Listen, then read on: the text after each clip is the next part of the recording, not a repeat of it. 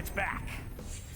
After a summer hiatus, Harvey's Hot Takes returns to SportsCenter with Jay Onrait with our friend Bryan Hayes. Bryan Hayes, how was your summer?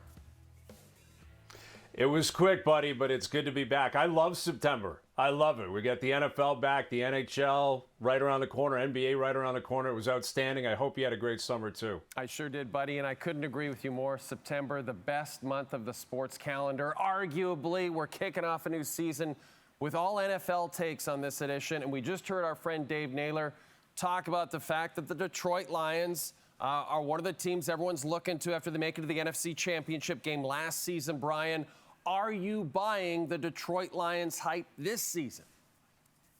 Yes, I absolutely am. It's, I think, 100% justified, Jay. And maybe the biggest 180 I've pulled in sports and in hot takes is my approach to Dan Campbell, the head coach of the Detroit Lions. When he showed up, I thought it was the goofiest act going, talking about biting kneecaps and, you know, doing burpees with the boys and running sprints. I'm like, you're not a player anymore. You're a coach. But clearly they have picked up on his persona and the way that he operates there. And he's a riverboat gambler. He believes in his team. He goes for it. And I know a lot of people look at it last year, that NFC Championship game. He gambled too much against the Niners, and that is true in the moment. But that gambling and that forced confidence that he has applied to his football team, that's what got them to the NFC Championship team game, and they are loaded. They've upgraded their defense, specifically the secondary. I think that offense could be the most potent in the NFL this year. Best offensive line, really good backfield, weapons all over the place. Jared Goff's a pretty good quarterback. So, yeah, I think them winning a couple of playoff games last year was huge. Over 30 years since they had done that. So they've established it. I could see them with 13, 14 wins, top seed in the NFC, and I think they're coming for the Niners. I'm a big believer in the Detroit Lions. Okay, Aaron Rodgers and the Jets kicking off their season Monday Night Football against the San Francisco 49ers. You'll see it right here on TSN. We remember last year Rodgers lasted all of 4 snaps before snapping that Achilles. He will turn 41 years old in December, Bryan Hayes. What are your expectations for Aaron Rodgers and the New York Jets this upcoming season? The same as it's always been in New York. I have no expectations, Jay. None whatsoever. I'm not buying the hype. They're an offensive hype machine. That's how the Jets operate. That's how the city of New York operates all the time. I'm not buying it. I know what they have on paper. I get it. Their defense is really, really elite. Could be the best in the league. Certainly top 5 potential. They do have weapons on offense. They have improved their offensive line, albeit with veterans who could be injury prone. But at times in the NFL, you can focus on 2 people, the most important people in any organization, in my opinion. Who's the head coach? Who's the quarterback? And the head coach is a guy I simply do not trust. Robert Saleh, I don't trust that he can keep this team on the rails and push for the playoffs in a really tough division. The Bills are still really good. The Dolphins are really good. So you're fighting against 2 good teams within your division, and the other coaches of those respective teams have proven they can make the playoffs, and they know how to prepare their team for that. Saleh has not. Aaron Rodgers is one of the great quarterbacks of all time. Like his resume speaks for itself. But 40 years old, like you said, 41 by the end of the year, coming off an Achilles injury, 4 snaps the year before. He has no history with this offense, no history with this team. And let's not forget, the second half of his final year in Green Bay, it wasn't that great. It fell off. They had a big opportunity to beat the Lions at Lambeau. End of the season, under the lights. He didn't show up. He didn't get the job done. So it would be a great story. And truthfully, I'm rooting for it because I love those type of stories in pro sports. Him dragging the team that's been in the abyss forever to the promised land. But I'm betting on the abyss sticking around in New York. I'm not buying the Jets, and I think you'd be crazy to put money on them this season. Okay, Bryan, so there's a lot of pressure on Aaron Rodgers. There's a lot of pressure on Danny Campbell and the Detroit Lions. But as you look around the league going into this season, who do you feel is under the most pressure in the NFL? I'm going to go off the board here for you because I think the obvious answers that a lot of people would give you at this point, myself included, might be Dak Prescott, contract year down in Dallas, Aaron Rodgers, what we just talked about, all the hype, him coming off the injury in New York, the Jets, under the lights. Those 2 guys certainly applies when it comes to pressure.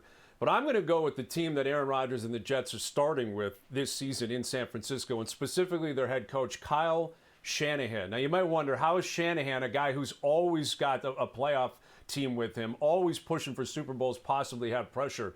I think it's because of where he wants to get to in terms of the legacy bubble here. He gets treated as if he's in that same category with Andy Reid, maybe with Bill Belichick, maybe with John Harbaugh. He hasn't won anything. He's 0-2 in the Super Bowl as the head coach of the Niners. He's 2-2 in the championship game. He was famously the offensive coordinator of that Atlanta Falcons team that was up 28-3 against Belichick, Brady, and the Pats. Now, he wasn't the coach, but still, that offense could have put it away in the second half.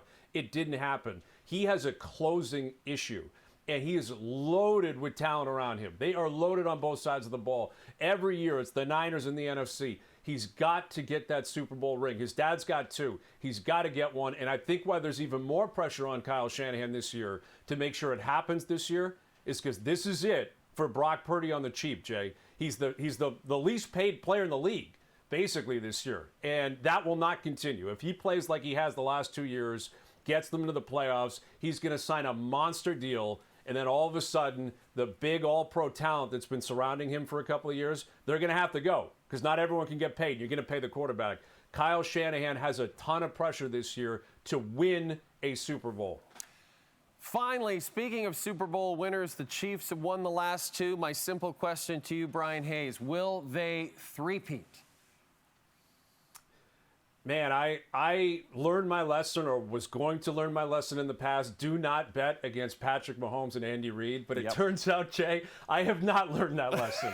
I am betting against them doing that. I'm going back to the well and proving how ignorant I am. And I'm going to say, no, history tells us there's a reason teams don't win 3 Super Bowls in a row. They're the best team in the league. They're the best team in the AFC. But they're going up against history. Like we said, no one's done that before. And they're going up against hungry teams. I'm going to say one team in particular that I think will win the Super Bowl this year, and that's the Baltimore Ravens. They are hungry. Lamar Jackson's hungry. Harbaugh's hungry to get that second ring. But they're not alone. The Bills are hungry. Joe Burrow's healthy, and the Bengals are hungry. There's a lot of really good teams in the AFC. I have no doubt the Chiefs will make the playoffs. Their division's not very good. I think 10 wins probably wins the AFC West, so they will punch their ticket, but someone's going to punch them in the face this year. Someone will get them. I don't even think they're going to get to the Super Bowl this year. Someone in the AFC will stop them. I think it will either be the Ravens. If it's not, someone will knock them out before the Ravens gets that team. I think the Ravens will end up winning the Super Bowl this year. You know, just like Harvey's has been serving up delicious burgers to Canadians for 65 years, and by the way, the pickle poutine is back and it's better than ever. Bryan Hayes has been serving up hot takes since 1983, the year his beloved Green Bay Packers finished a sparkling 8-8. Hot Takes is presented by Harvey's. Customize your burger and get it delivered from our app to your door. Harvey's, it's a beautiful thing.